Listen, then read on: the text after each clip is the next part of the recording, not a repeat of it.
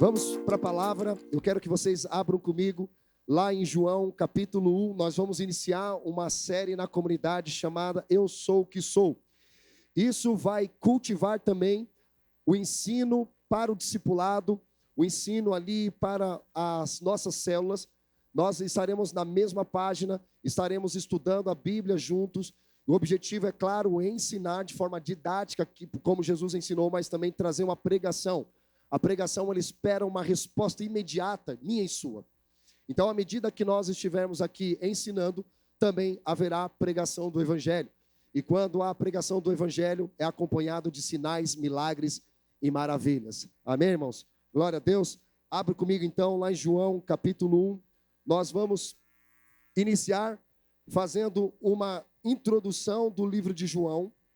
E nós vamos discorrer ao longo dessas semanas, desses próximos dias, nós vamos mergulhar no livro de João e eu tenho certeza que o Senhor vai abençoar grandemente a sua jornada através desse livro de João.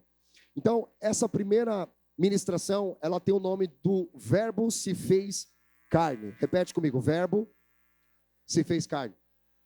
Agora, aquele pastor chato, né? Fala para o teu vizinho, fala assim, o Verbo se fez carne. Mas, irmão, fala com fé, com alegria no coração, pelo amor de Deus. Fala assim, o Verbo se fez carne. Aí fala assim para ela, presta atenção na pregação.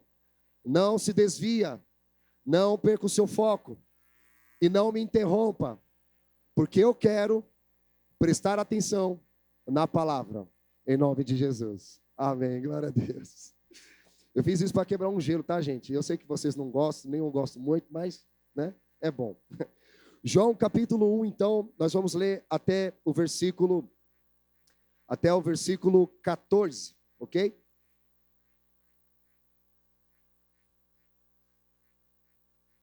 Deixa eu abrir aqui na minha Bíblia. João capítulo 1, do versículo 1 até o 14, diz assim: no princípio era aquele que é a palavra. Ele estava com Deus e era Deus. Ele estava com Deus no princípio. Todas as coisas foram feitas por intermédio dele. Sem ele, nada do que existe teria sido feito. Nele estava a vida, e esta era a luz dos homens. A luz brilhava nas trevas, e as trevas não a derrotaram. Surgiu um homem enviado por Deus, chamado João. Ele veio como testemunha para testificar acerca da luz, a fim de que por meio dele todos os homens crescem. Esse próprio não era luz, mas veio como testemunha da luz. Estava chegando ao mundo a verdadeira luz que ilumina todos os homens.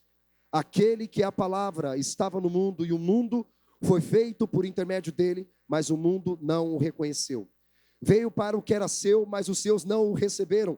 Contudo, aos que receberam, aos que crerem em seu nome, deu-lhes o direito de se tornarem filhos de Deus, os quais não nasceram por descendência natural, nem pela vontade da carne, nem pela vontade de algum homem, mas nasceram de Deus. Aquele que é a palavra tornou-se carne e viveu entre nós. Vimos a sua glória, glória como do unigênito vindo do Pai, cheio de graça e de verdade. Se você crê, diga amém. Glória a Deus, feche os teus olhos, vamos orar mais uma vez. Jesus, muito obrigado mais uma vez por esta noite. Muito obrigado, Senhor, pelas tuas misericórdias que se renovam a cada manhã, Senhor. Nós colocamos esse tempo diante da tua presença e pedimos mais uma vez que o Senhor libere sobre nós o espírito de revelação e de sabedoria da tua palavra, Senhor. Que os nossos corações estejam completamente abertos para receber a água do teu Espírito Santo que está sendo derramada nesses últimos dias. Muito obrigado. Assim eu oro e te agradeço no nome de Jesus. Amém e amém e amém. Glória a Deus.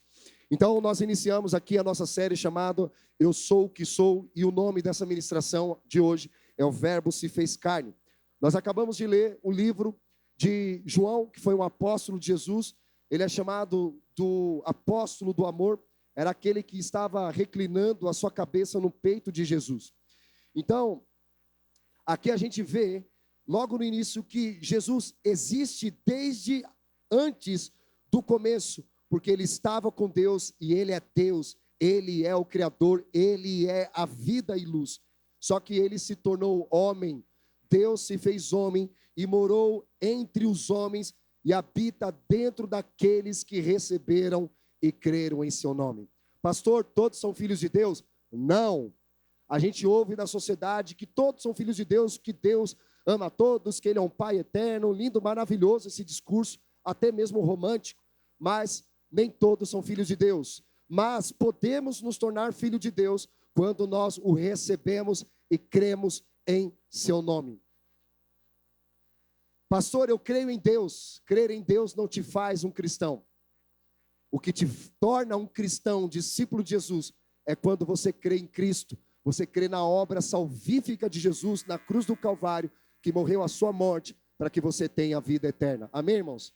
Então, ele existe antes da criação do mundo. E aqui a gente vê também que o mundo não conheceu, o seu próprio povo não recebeu. E ele nos mostra claramente que ele é o próprio Deus.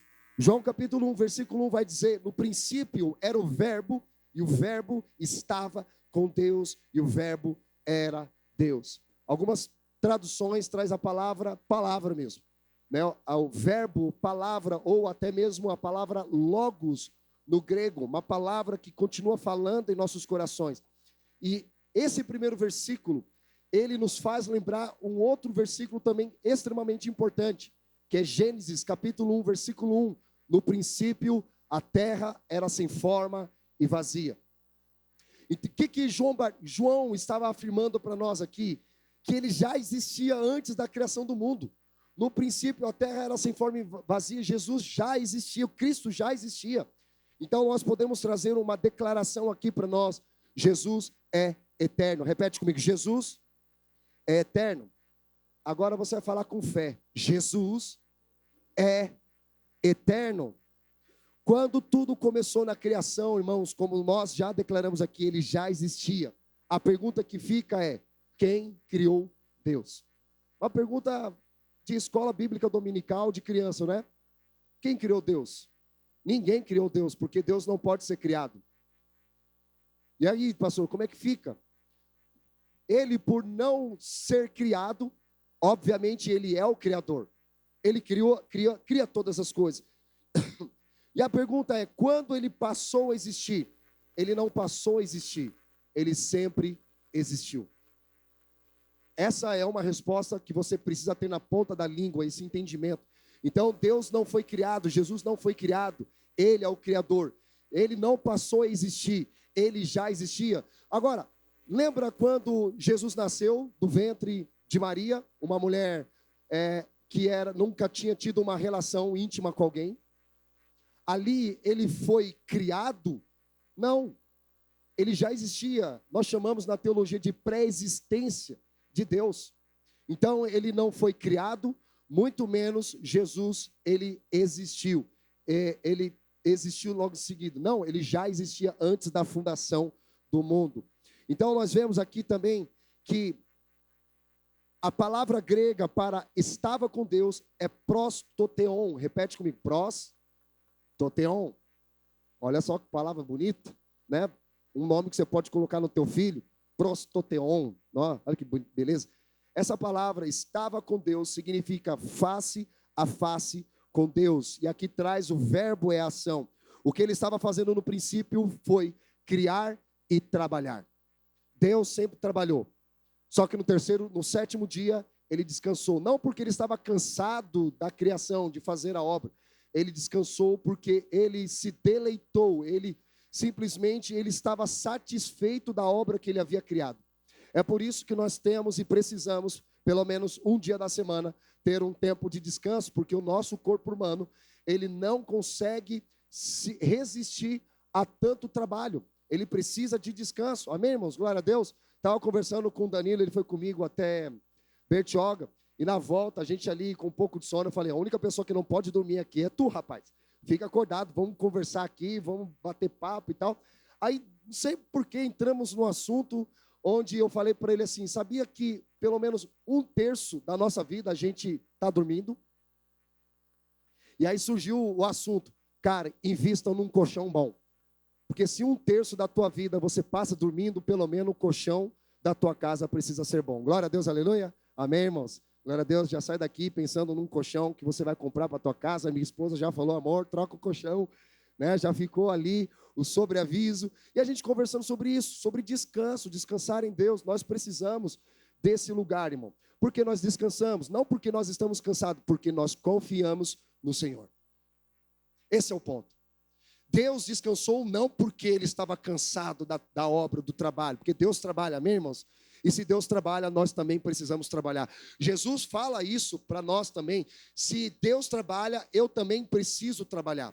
Aí tem muitos que acabam se escorando numa questão de Maria. Não, eu fui chamado para estar aos pés de Jesus, não vou fazer nada. Aí fica ali, né, sem servir, não trabalha, não ajuda, não é isso. Deus nos chamou para trabalhar, porque Gênesis 2,15 diz que Deus posicionou o homem no jardim do Éden. Para quê? Para ficar com braços cruzados, olhando toda a beleza, ali satisfazendo. Não, irmão, ali para cultivar e guardar a terra, e a soma dessas duas palavras, nós temos falado frequentemente, é trabalho, serviço. Deus nos chamou para trabalhar, mas nós precisamos aprender também a descansar. Existem momentos que nós trabalhamos, mas também existem momentos que nós precisamos descansar. Amém? Nós descansamos porque nós confiamos no Senhor. Salmista vai dizer sobre isso. Se não for o Senhor quem vigia a casa, em vão vigia o sentinela. Então, se o Senhor não estiver à frente da tua casa, do teu trabalho, das tuas finanças, você pode passar o dia inteiro trabalhando, virar a noite trabalhando, fazendo hora extra, não vai resolver o problema. Pelo contrário, na verdade, vai causar mais problemas ainda, mais confusões ainda. Então, a gente precisa descansar. E quando nós descansamos, nós confiamos no Senhor. Amém? Glória a Deus. Versículo 2 e versículo 3, ele vai dizer, ele estava no princípio com Deus. Todas as coisas foram feitas por meio dele, e sem ele, nada do que foi feito se fez. Antes mesmo do mundo existir, Jesus estava com Deus. Gênesis 1:26 também vai trazer essa afirmação dizendo, façamos o homem conforme a nossa imagem e semelhança. Não diz, faço o homem, não é uma obra apenas de uma pessoa. Nós vemos ali o Pai, o Filho e o Espírito Santo ali também trabalhando na criação. Olha que poderoso isso, irmão, pelo amor de Deus. Poderoso isso. Então, aqui traz claramente que antes do mundo existir, não somente Jesus já existia, como também o Cordeiro já tinha sido imolado. Ou seja, Deus sabia que Adão e Eva, assim como você e eu, iríamos pecar, iríamos virar as costas para Deus, seguir a nossa própria vida, seguir as nossas próprias paixões, seguir os nossos próprios pensamentos, as nossas próprias ideias, nossos achismos. Simplesmente, Jesus já havia sido imolado para te salvar. E nós precisamos crer nessa obra salvífica de Jesus, irmãos.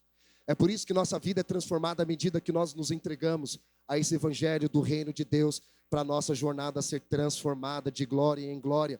Mas também nós precisamos fazer 3 afirmações a respeito da criação. Primeiro, os gregos da época de João estavam errados ao acreditar que a matéria era eterna. Deixa eu falar uma coisa, a matéria não é eterna. Sabe por quê? Você vai envelhecer e vai chegar um momento que você vai morrer fisicamente. Então, aqui demonstra que a matéria, ela não é eterna, mas o nosso espírito, ele é eterno.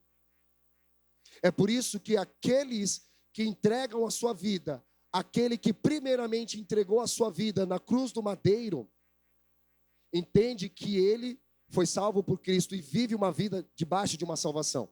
Algumas pessoas vivem uma fantasia de uma salvação simplesmente como se fosse um conto de fadas. O fato de você vir à igreja, o fato de você ler uma Bíblia, fazer qualquer outra atividade religiosa, não torna você um cristão em Cristo. Amém, irmãos? Então a gente precisa entender que a matéria não é eterna. Repete comigo, a matéria não é eterna. Segunda afirmação que nós falamos a respeito de criação é que o universo não deu a luz a si mesmo, Os estudiosos evolucionistas chamaram isso como geração espontânea. Ou seja, criou do nada. Simplesmente o nada criou nada e simplesmente foi espontâneo, né? Isso é errado, porque o mundo foi criado por Cristo. Nós vamos ver ao longo aqui dessa série claramente trazendo essa afirmação. Em terceiro, o mundo não é resultado de uma explosão cósmica, né? O famoso Big Bang, que a gente aprende lá na escola, nos YouTube da vida, que houve uma explosão cósmica, aí viram lá os gases, se juntaram, e aí se formou ali a Terra, os outros planetas, porque teve uma explosão. Não é isso. Uma explosão não produz o universo.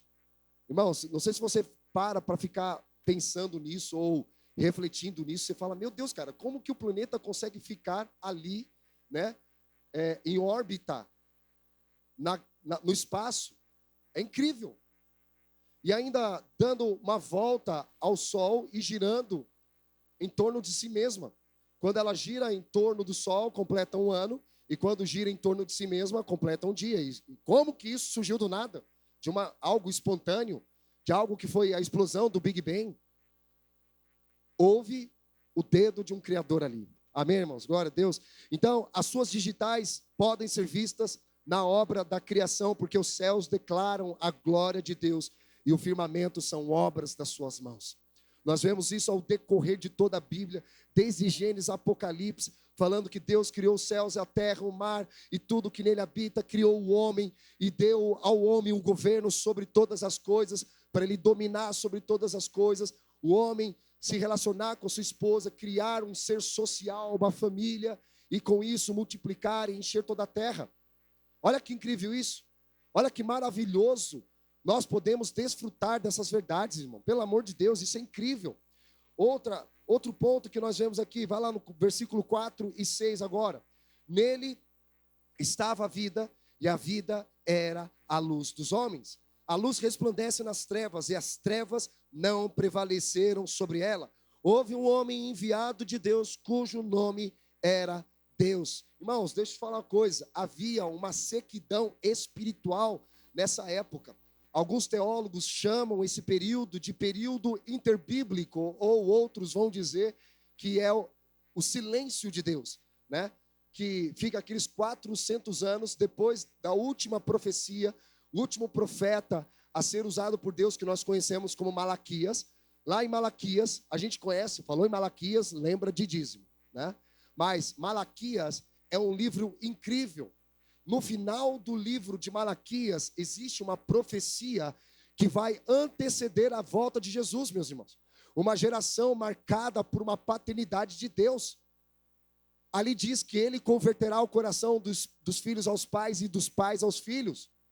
Eu não sei qual é a sua relação com seu pai, ou se você tem filhos. Se há problemas, você precisa ter responsabilidade e buscar para que haja uma reconciliação. Porque o primeiro mandamento com promessa é honrar pai e mãe para que seus dias sejam prolongados aqui na terra. E eu estava também conversando com o Danilo, a gente teve um tempo muito bom, e eu falando assim para ele, Danilo, eu tenho 4 filhos, Felipe, Joaquim, Theo e Elis. O meu papel como pai não é ensiná-los apenas a ser filho, mas o meu papel é ensiná-los a serem pais. É uma grande diferença. Tem muita gente que quer ser filho. Eu quero ser filho. E é maravilhoso isso. É o primeiro estágio. Se você não aprender a ser filho, não tem como você ser pai. Faz sentido para você?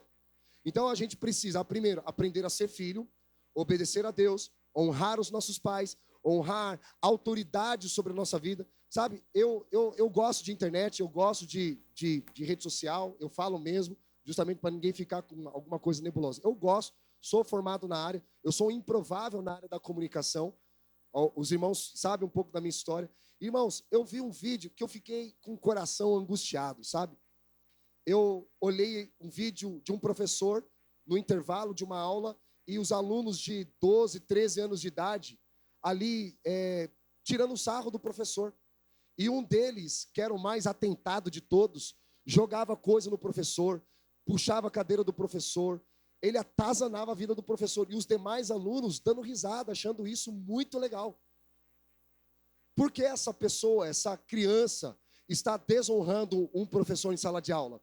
Porque em casa, provavelmente tem uma desestrutura familiar, onde não há o pai educando seus filhos e muito menos seus filhos honrando os seus próprios pais. Então ele vai só replicar aquilo que ele vive já dentro do ambiente familiar. Não vai respeitar a autoridade sobre a vida dele. Não vai respeitar professor, não vai respeitar um chefe na empresa, não vai respeitar muito menos um pastor sobre a vida dessa pessoa. Não vai respeitar um líder sobre ela. E Deus levanta a autoridade sobre a nossa vida para nos ensinar e para nos disciplinar. E a gente precisa, irmãos, aprender a honrar pessoas. Amém? Vocês estão aqui comigo? Então aqui traz claramente isso, que havia um povo que não, na verdade não estava mais ouvindo a voz de Deus, mas Deus estava falando, Deus queria falar. Deus estava procurando um homem, uma mulher que estivesse disponível e disposto para ouvir aquilo que Deus tinha para falar. E aí então Deus encontrou um homem que estava no deserto, estava comendo gafanhotos, mel silvestre, vestia peles de camelo. Quem era? João Batista. Filho de Zacarias. Não é ninguém.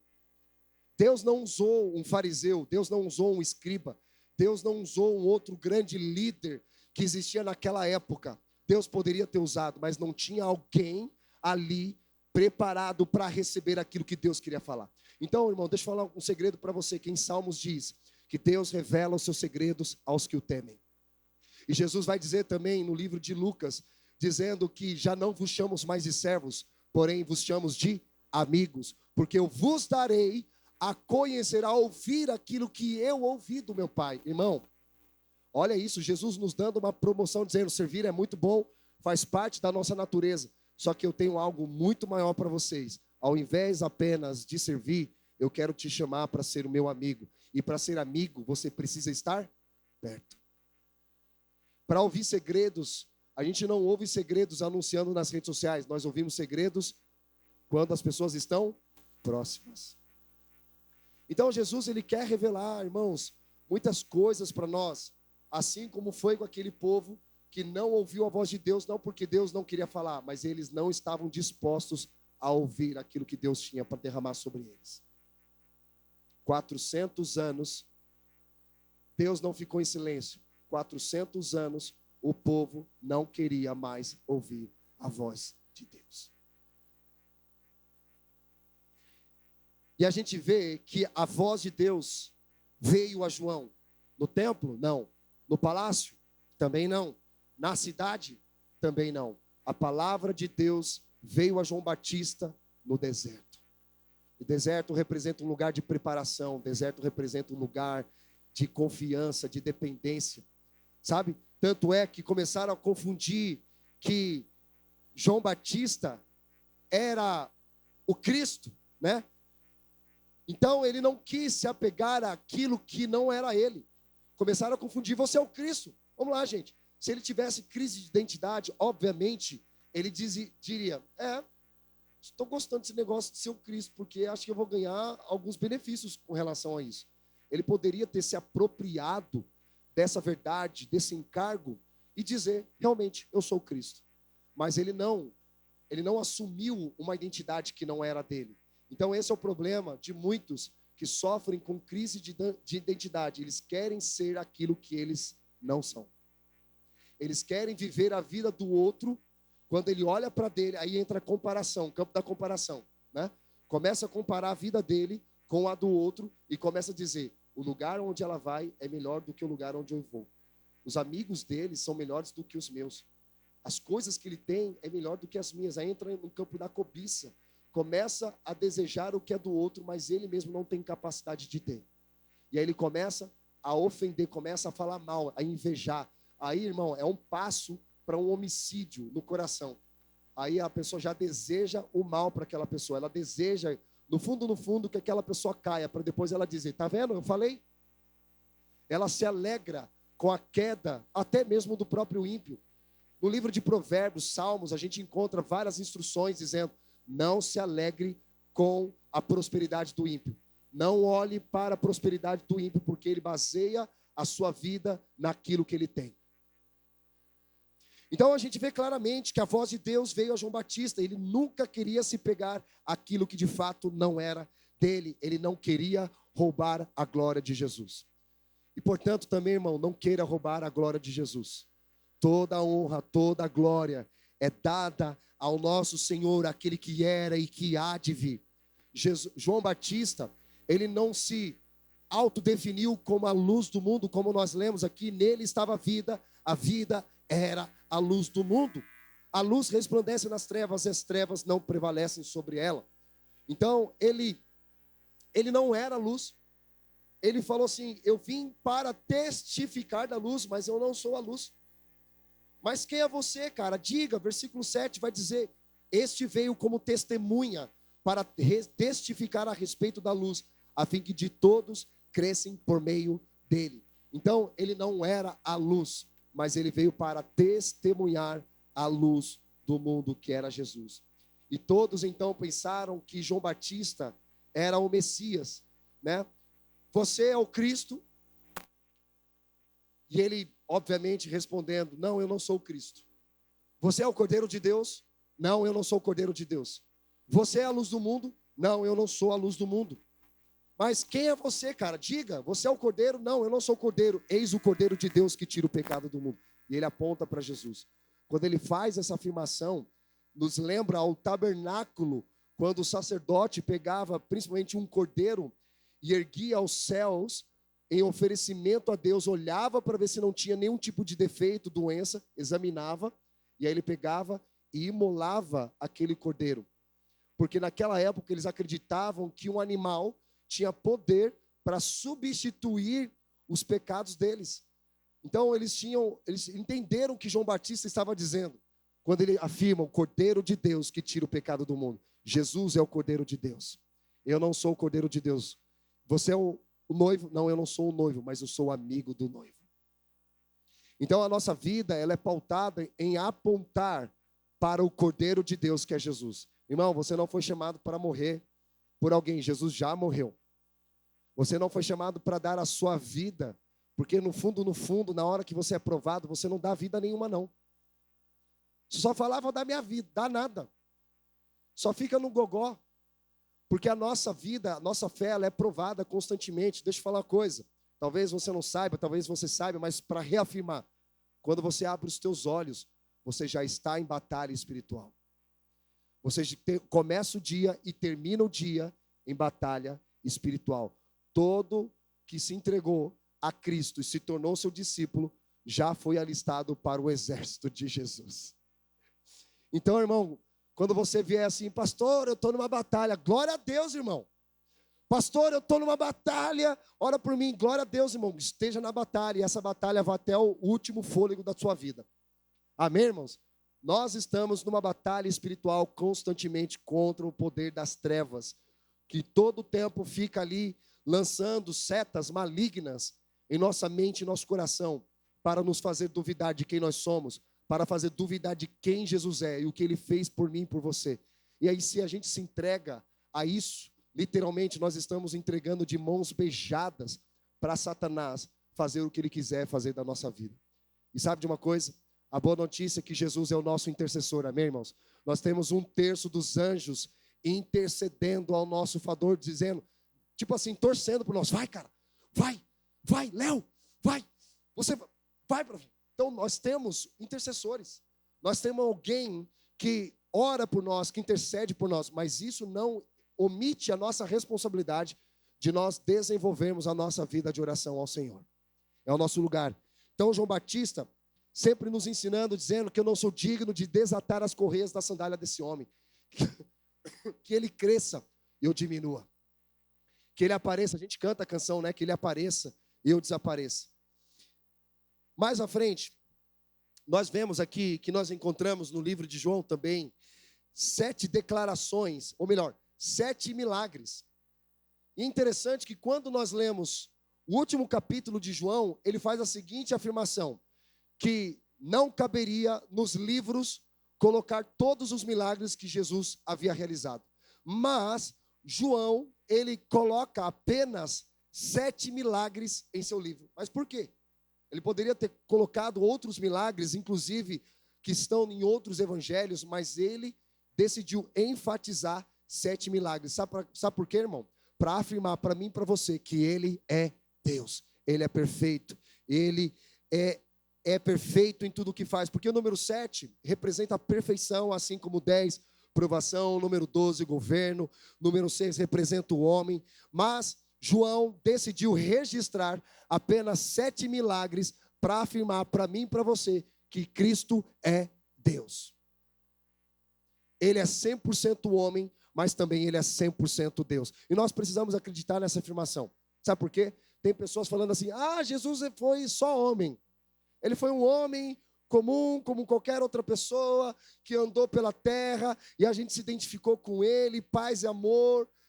Não, ele não foi apenas homem. Outros vão dizer que é outra heresia, vão dizer, ele é Deus, ele não é homem, porque não tem como viver o que ele viveu. Não tem como nós operarmos milagres, não tem como nós ensinarmos como ele ensinou. Irmão, o próprio Jesus diz, vocês farão obras maiores do que eu faço. Ou nós cremos nessa verdade, ou continuaremos vivendo a nossa vida mesquinha, superficial e rasa. Nós precisamos nos agarrar essas verdades, essas declarações de Jesus sobre a nossa vida.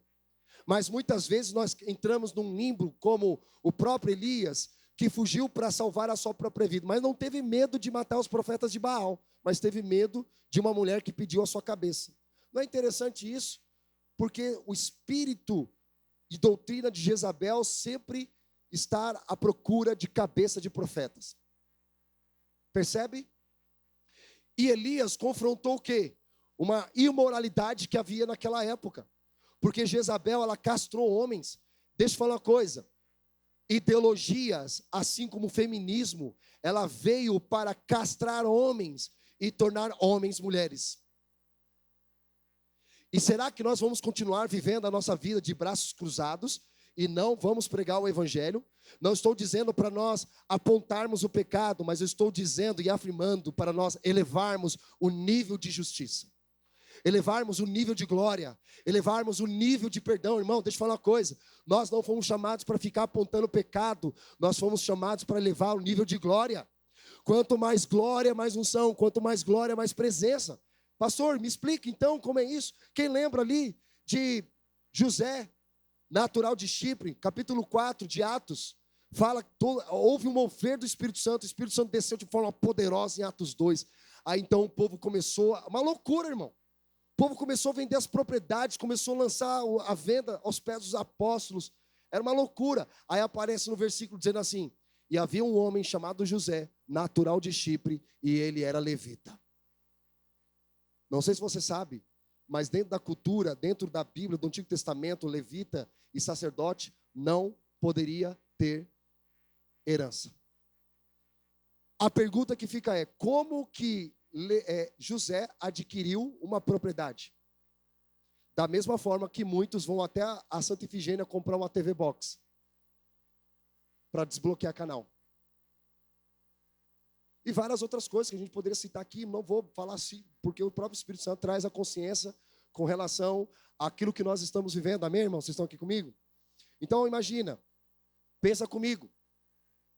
José, ele viu que ele havia adquirido um patrimônio de forma ilegal. Então, o Espírito Santo trouxe uma convicção sobre ele, dizendo, ei, isso não é teu, não te pertence. Sabe o que ele fez? Ele pegou a propriedade, vendeu, e pegou o recurso da venda, entregou aos apóstolos, dizendo, isso não me pertence, faz o que vocês sabem que precisa ser feito. Aí os apóstolos chamaram José, sabe do quê? Barnabé, que significa encorajador. Eu oro, Deus, levanta os encorajadores dessa geração. Homens que não viverão na ilegalidade, mas viverão na santidade com o Senhor. Será que nós teremos homens e mulheres nesses tempos? Tem um homem, pastor querido, muitos anos atrás, não conheci ele, mas gostaria de ter o privilégio, lá na eternidade, nós estaremos juntos, Charles Spurgeon. Ele pregou uma mensagem que o próprio Anderson Silva, centenas de anos depois, né, pregou, há pecado em nossa santidade. Sabe o que é isso? É a gente querer combater o pecado através do próprio pecado.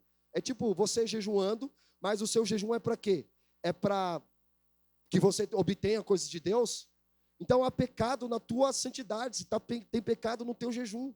A gente estava numa aula hoje do Raízes falando que Jesus ele estava combatendo as práticas religiosas da época porque eles faziam para serem vistos, aplaudidos. Então há pecado na nossa santidade. É um paradoxo, não é? Parece que entra em discordância, mas se a gente parar para pensar bem, a gente vai perceber que as práticas religiosas e não as práticas espirituais mais nos afastam de Deus do que de verdade nos aproxima.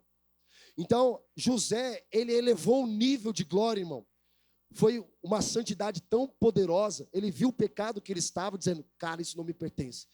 O poder do Espírito Santo está tão forte aqui, eu não posso viver mais no pecado, eu não posso mais viver na ilegalidade. Aí ele pegou e desfez daquilo. É como a Bíblia fala no Antigo Testamento, desfaça dos deuses de vocês, cara. Joga fora os deuses de vocês, joga fora a idolatria, a imoralidade. A gente pregou no domingo passado sobre isso.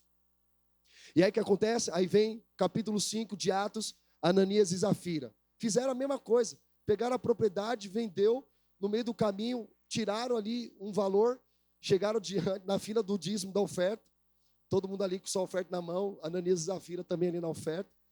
Aí de repente chega a vez deles, eles batem de frente com Pedro. E Pedro pergunta, quem falou para vocês venderem a propriedade? Vendida a propriedade, o dinheiro não era de vocês?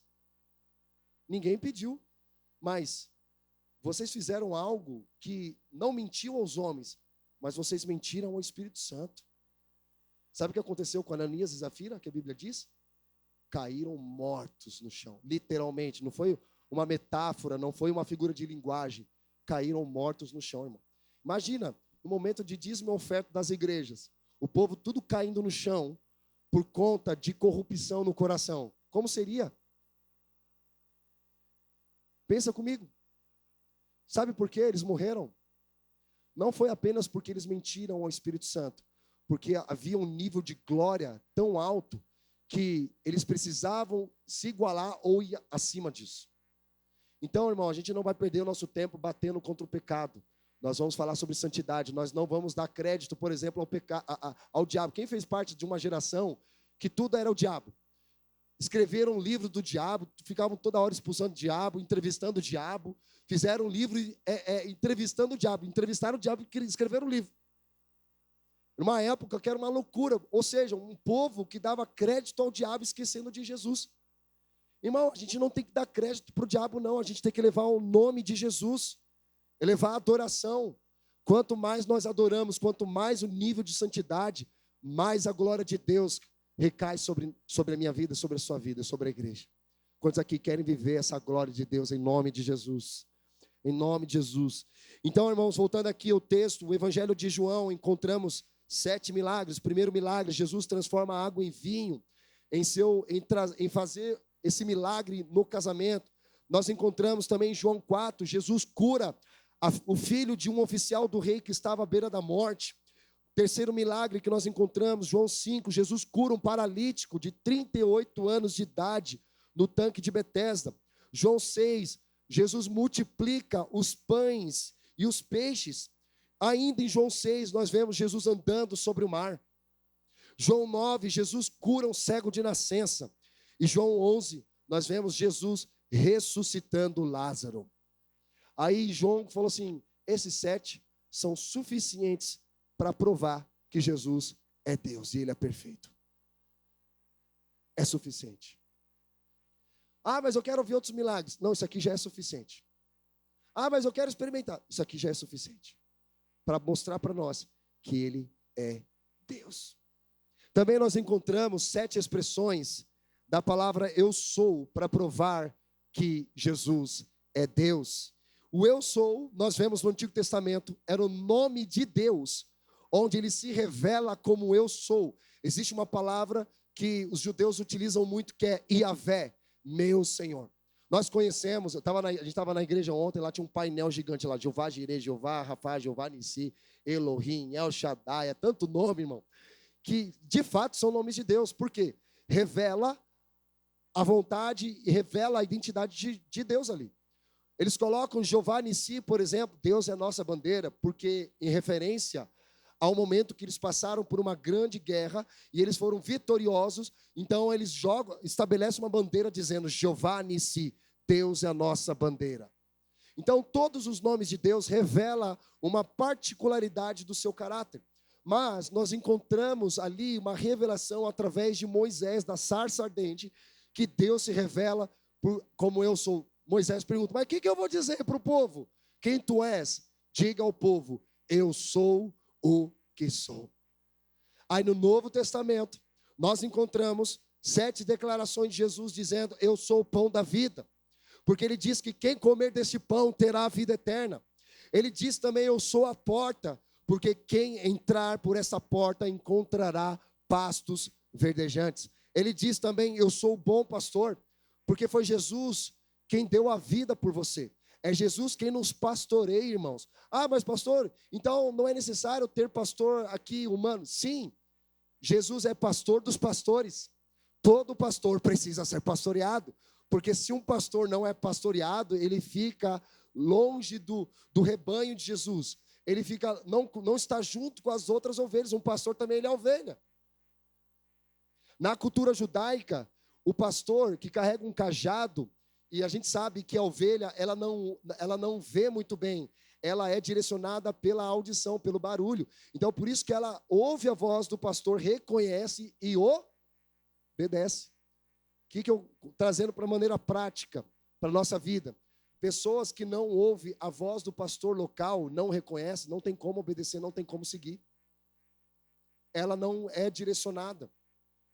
Então, de maneira prática, eu estou como pastor, não porque é o meu propósito, mas é porque é uma ferramenta que Deus me deu para exercer o propósito de Deus na minha vida.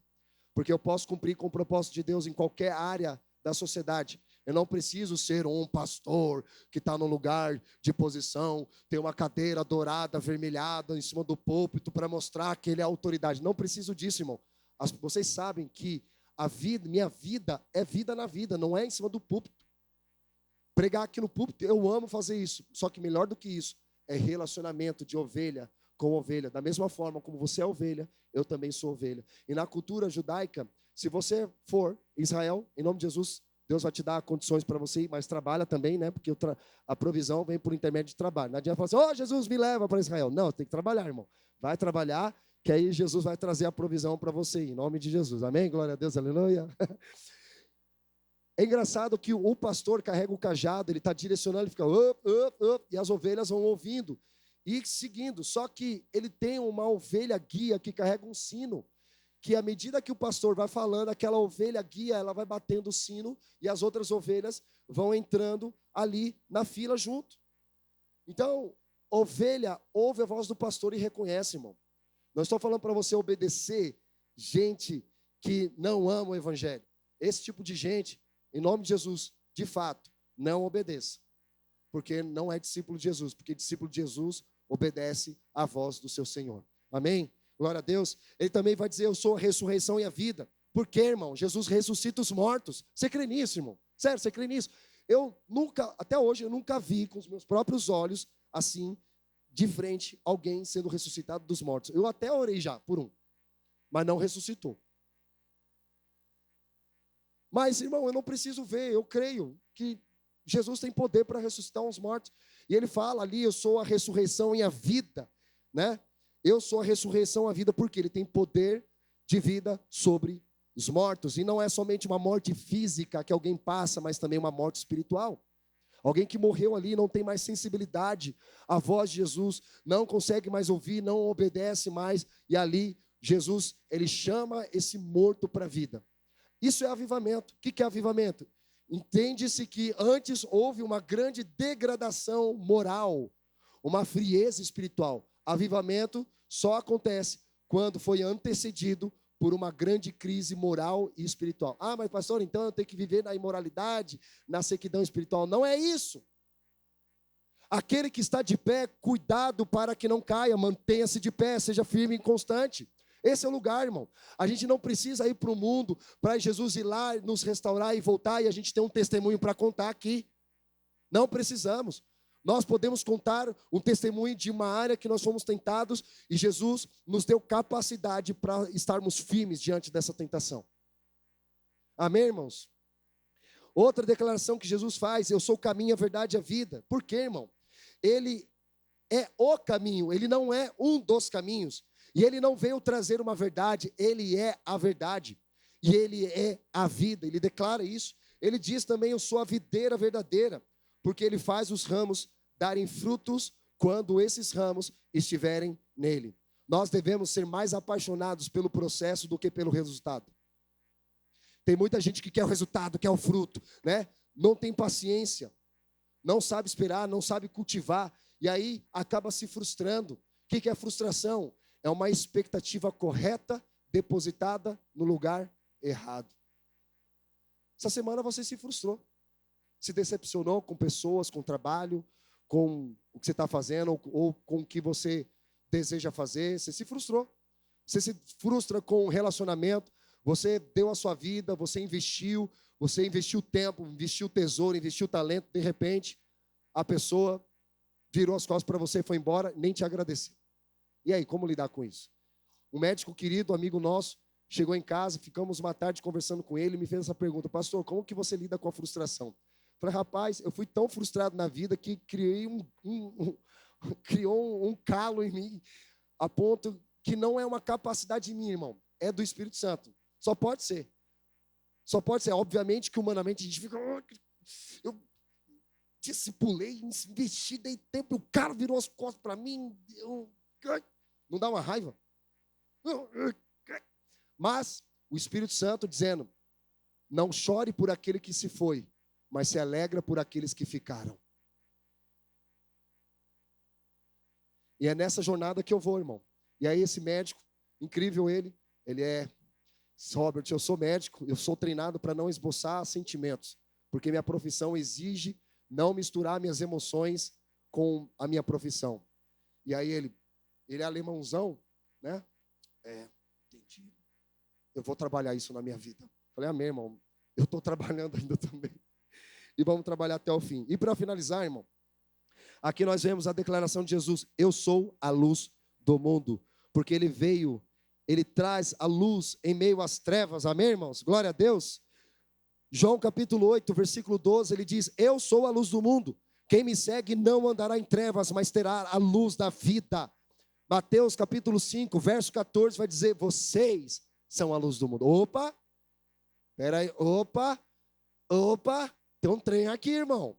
Tem um trem misterioso aqui. Então nós vemos 7 declarações de Jesus dizendo, eu sou a porta, eu sou o pastor, eu sou a ressurreição e a vida, eu sou a videira verdadeira. Aí nós lemos, acabamos de ler aqui, em Mateus capítulo 5, dizendo, vocês são a luz do mundo. Sabe para quem ele está dizendo isso? Para os discípulos. A única declaração que Jesus compartilha com os discípulos é, vocês são a luz do mundo. Você não é um bom pastor e nunca vai ser. Você não é a ressurreição e a vida, você não é o pão que desceu do céu, você não é a porta, você não é a videira verdadeira, porque você não tem poder para produzir vida. Você não tem poder para produzir luz própria. Você não tem luz nenhuma, irmão. Agora imagina comigo, trazendo uma questão científica. O sol tem poder para produzir luz própria, sabia disso? E como que a gente vê a lua iluminada no céu? Não é porque ela tem luz própria, mas é porque a luz do sol bate na lua e reflete sobre a terra. E é isso que Jesus está dizendo para mim e para você, dizendo, eu sou a luz, eu sou a resplandecente estrela da manhã, e vocês são a lua. Então deixa eu iluminar o seu coração, para que a sua vida possa refletir em meio às trevas a minha luz. Jesus está dizendo para você que você não tem poder para produzir luz própria. Sabe quando a gente encontra por aí fala assim, nossa, aquela pessoa tem uma luz tão bonita, não é? Os da nova era, né?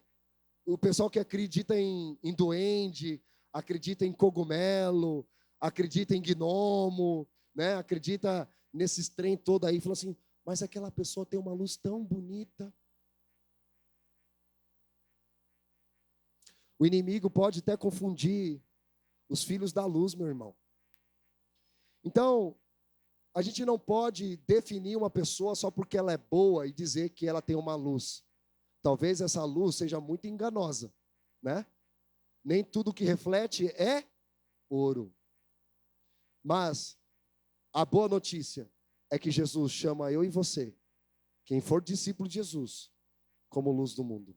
Ou seja, irmão, a sua fala, o seu comportamento traz luz em meio às trevas. Você entra no lugar, o ambiente é transformado. Ou esse ambiente fica ruim, fica angustiado. Faz o teste. A sua entrada em um ambiente muda. A presença sua dentro da tua casa traz transformação ou destruição? O lugar onde você frequenta traz uma transformação ou uma destruição? O ambiente muda, as pessoas são impactadas por aquilo que você fala. Obviamente, mas pastor, né, nós estamos vivendo um tempo de ideologias, as pessoas não querem ouvir. Lembra que eu falei? Quando nós elevamos o nível de justiça, a glória de Deus vem sobre o lugar, irmão. A glória de Deus vem sobre o lugar. Lembra que Adão pecou no paraíso e Jesus venceu no deserto? Então o problema não é um ambiente. A questão é, existe homem e mulher de Deus que carrega a glória de Deus para trazer transformação de ambientes? Eu quero ser essa pessoa. Eu quero ser essa pessoa que carrega a luz de Jesus, aonde quer que eu for. Não quero desejar que uma pessoa passe por mim, não receba algo de Jesus que eu carrego. Esse é o desejo do meu coração. Não quero permitir com que alguém saia da minha presença, do meu convívio, não tenha aprendido algo comigo, não tenha recebido algo da parte do Senhor. Mesmo que essa pessoa saia e vá embora, mas pelo menos ela recebeu algo do Senhor através da minha vida. Que seja assim também através da sua vida, irmão. Em nome de Jesus. Em nome de Jesus. Eu vou finalizando aqui. Versículo 10. Eu estava no mundo, o mundo foi feito por meio dele, mas o mundo não o conhece. O verbo estava no mundo. Versículo 10, aí vai lá comigo, João capítulo 1, versículo 10. O verbo estava no mundo. O mundo foi feito por meio dele, mas o mundo não o conhece. Percebe que ele usa 3 vezes a expressão mundo. Primeiro, o mundo, o verbo estava no mundo. O mundo foi feito por meio dele. O mundo não conheceu. Pastor, me explica. Aqui, primeira parte, o verbo estava no mundo, está falando de um lugar físico, ou seja, um lugar geográfico, no caso a terra. O verbo estava no mundo, ou seja, na terra. Esse mundo é igual à terra. Jesus estava no mundo.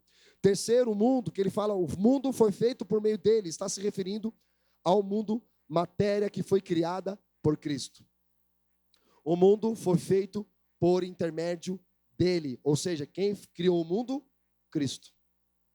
Cristo criou você.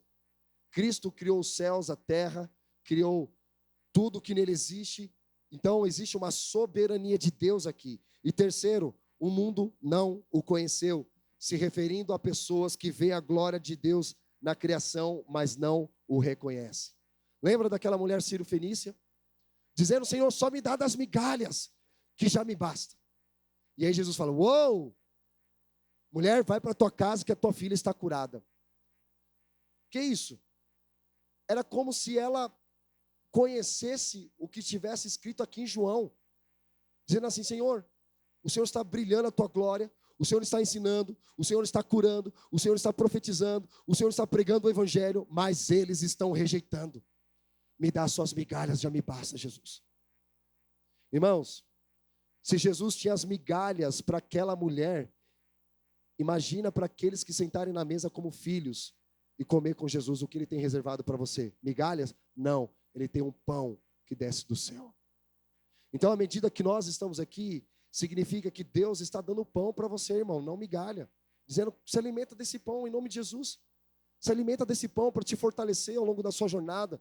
Se alimente desse pão para te dar a vida eterna. Então aqui claramente aquela mulher, ela conhecia Jesus dizendo, você veio para os seus, mas eles não o reconheceram. Jesus, eu quero. Jesus veio primeiro para as ovelhas perdidas da casa de Israel, que eram os judeus, só que eles rejeitaram. E eu falo, Jesus, eu não quero rejeitar. Eu não quero rejeitar o teu pão, eu não quero rejeitar o teu espírito sendo derramado. Eu não quero estar em nenhum outro lugar onde a tua glória não possa me alcançar. Eu quero estar exatamente no lugar onde o teu espírito está sendo derramado, Jesus. Eu não quero perder nenhuma oportunidade, irmão. Não sei você, mas eu não quero perder oportunidade nenhuma. Eu quero viver a minha vida de uma forma muito intensa com Jesus. Não quero desperdiçar. Não quero ficar comendo migalhas que caem da mesa de líderes religiosos, quando na verdade eu posso buscar direto na fonte, na palavra de Deus. Esse lugar que eu quero estar, irmão. Em nome de Jesus. Que você deseje isso do fundo do seu coração, ao sair desse lugar. Que você se comprometa, tenha plena convicção, dizendo: Senhor, eu quero viver essas verdades na minha vida. Eu quero crer que Tu és perfeito em tudo o que faz. Eu quero crer, Jesus, que Tu és o Deus soberano, Pai eterno, que diz: eu sou o que sou. Irmão, Ele diz que não nos deixaria órfãos. Não sei o que você está passando, não sei o que você estiver enfrentando, mas a certeza é que Jesus não nos abandonará. E esse lugar que eu quero estar, sabe? Deus da provisão, Deus da presença, Deus da glória. E nós vamos nos comprometer, irmãos, em nome de Jesus, em elevar o nível de justiça, o nível de glória. Que você se comprometa ao sair daqui. Porque eu tenho certeza que o Espírito Santo está ministrando no teu coração, está entregando presentes nas tuas mãos, para você sair daqui com as mãos cheias de presentes. E o que você vai fazer com esses presentes? Falar: Jesus, eu vou desfrutar de todos eles. Eu me comprometo, em nome de Jesus. Amém, irmãos? Glória a Deus. Vamos entrar nesse lugar que Jesus quer nos levar para nós vencermos o pecado. Na verdade, Jesus já venceu o pecado na cruz por mim e por você. E nesse lugar que eu e você precisamos estar para viver o sobrenatural de Jesus. Amém, irmãos? Glória a Deus. Vamos ficar de pé.